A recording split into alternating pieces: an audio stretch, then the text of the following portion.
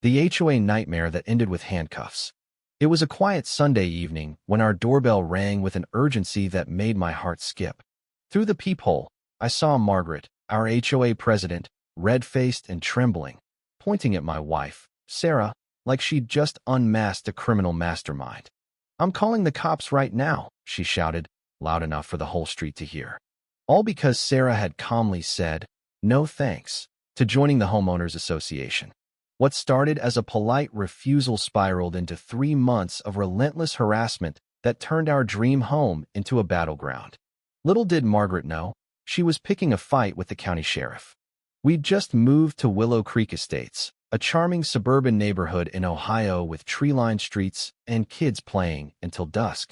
I'm David Thompson, a 52-year-old high school history teacher who spends his days convincing teens the past matters. Sarah, my wife of 7 years, works in county government, something vague about administrative compliance she never elaborates on. We're not flashy folks. We drive a reliable Toyota, clip coupons, and consider pizza night a thrill. After years in a cramped apartment, this 2-story colonial with a backyard for Sarah's vegetable garden felt like our slice of the American dream. The seller swore there were no HOA restrictions, and we believed him. Freedom at last. The first 2 days were bliss. We unpacked boxes, arranged furniture, and marveled at having a garage where I could park without scraping ice off the windshield. Neighbors waved, friendly but distant, and I thought we'd found our forever home. Then, on day 3, Margaret showed up. Mid-40s, with a perfect blonde bob and yoga clothes at 10 a.m., she carried a clipboard and a folder, radiating authority. "I'm Margaret Collins, president of the Willow Creek HOA," she announced, her smile too polished. "I'm here to welcome you and discuss your membership." I explained we'd bought a house outside any HOA, but her smile tightened. "That's not how established communities work," she said, peering past me into our home like she was auditing it. When I mentioned my teaching job, her expression soured, as if I'd said I was a street performer. "And your wife?" she pressed.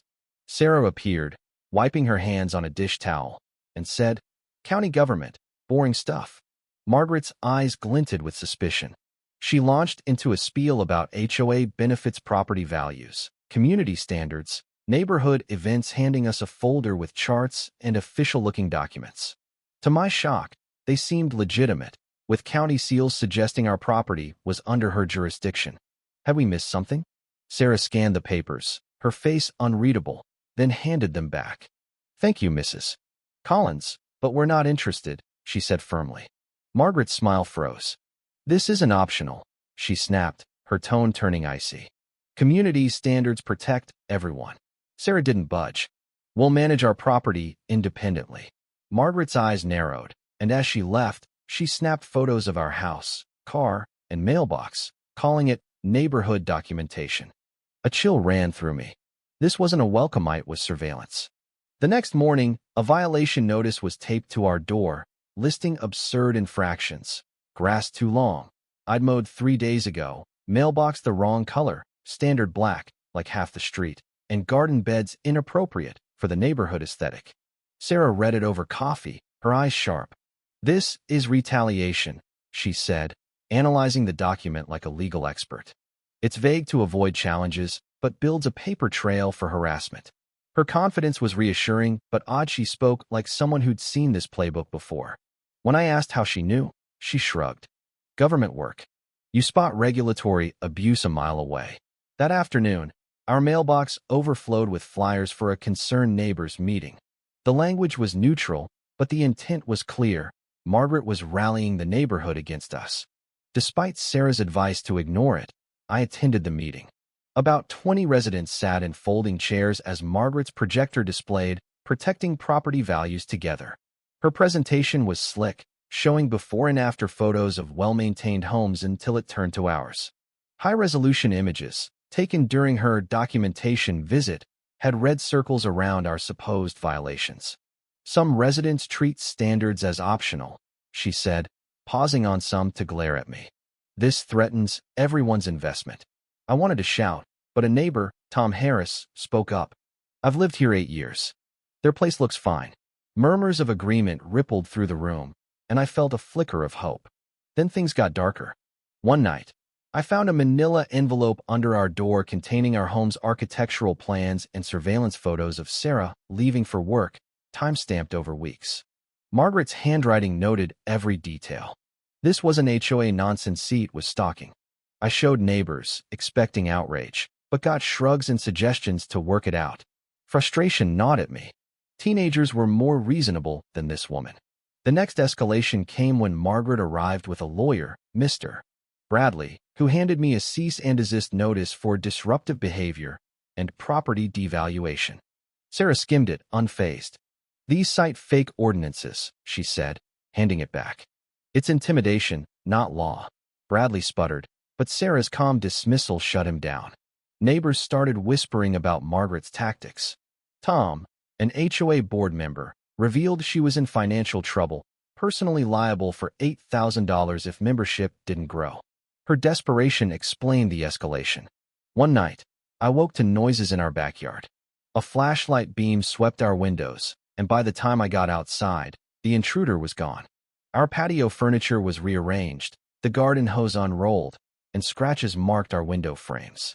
Sarah documented it like a crime scene investigator, noting, "This is preparation for breaking and entering." An anonymous email arrived that night. "Your wife isn't who she says she is. Ask about her real job." My stomach churned. Sarah dismissed it as Margaret's paranoia, but her guarded tone made me wonder.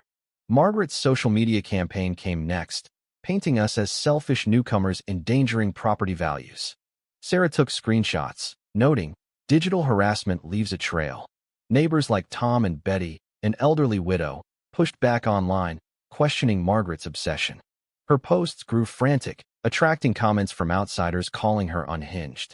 One night, someone tampered with our garbage cans and outdoor lights, leaving muddy footprints on our porch. Sarah called it classic intimidation progression, her analysis sounding like a cop's. When I caught Margaret taking notes on our evening routine, she claimed it was a security assessment. Her notebook fell, revealing an entry. Subject shows tactical awareness, likely law enforcement trained. Extreme caution advised. How did she know this about Sarah? The breaking point came one Thursday evening. Margaret marched up our walkway with a crowd of neighbors, accusing Sarah of suspicious surveillance activities. Sarah stepped outside, her demeanor shifting from neighbor to something else. "Mrs. Collins," she said, voice steady. "I'm Sarah Thompson, county sheriff." The crowd went silent. Margaret's jaw dropped, her narrative crumbling. "This is entrapment," she shrieked, claiming Sarah hid her job to frame her. Neighbors backed away, realizing they'd been duped. Sarah explained she lived privately to stay connected to the community, but Margaret's crime stalking, trespassing, false reports forced her to reveal herself. Margaret, desperate, called 911, claiming Sarah was impersonating a sheriff. Officer Jane Carter, who'd taken our earlier complaints, arrived with a bemused expression. "Ma'am," she said to Margaret, "you're reporting Sheriff Thompson for being Sheriff Thompson?" Margaret's face collapsed as reality hit. Jane arrested her for harassment, stalking, trespassing, and false reports, citing Sarah's meticulous evidence file. As Margaret was cuffed, she screamed about corruption, but no one listened. Neighbors apologized, and the crowd dispersed, leaving Margaret alone in her disgrace. Then came the twist. Sarah pointed to an unmarked sedan that had been watching the confrontation. "It's not ours," she said grimly. Inside, she explained Margaret's surveillance had accidentally documented a money laundering operation 3 streets away. Her notebook detailed suspicious activity, late-night meetings, cash exchanges that aided a federal investigation. Margaret, obsessed with exposing us, had unknowingly helped the FBI. Her arrest provided cover for federal surveillance, leading to multiple arrests. Weeks later, life normalized. Margaret faced felony charges, 18 months of probation, and a restraining order. She moved away, her reputation ruined. Tom took over the HOA, focusing on community festivals, not control. Sarah's sheriff role made neighbors feel safer, and we hosted a block party to celebrate. The irony was exquisite. Margaret's crusade against us exposed real criminals. Last week, Sarah got a call from the FBI. The money launderers had noticed Margaret's surveillance and planned to relocate, spooked by her instability. Even criminals thought she was too much. What would you do if a neighbor's obsession turned your life upside down? Have you faced harassment or injustice that pushed you to the edge? Share your thoughts in the comments. Let's talk about standing up to bullies and finding justice in chaos. Your voice matters.